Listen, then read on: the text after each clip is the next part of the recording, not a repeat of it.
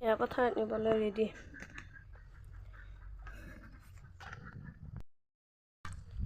আৰু মই এয়া পথাৰত এতিয়া জলপান লৈ আহি আছোঁ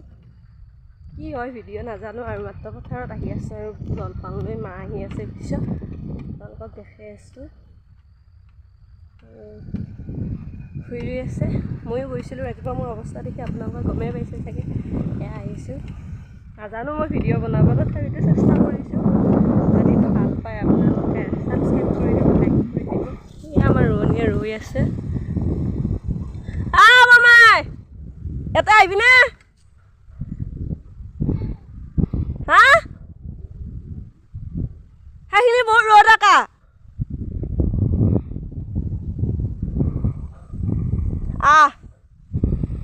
ৰোৱনী আহি আছে থৈ লওক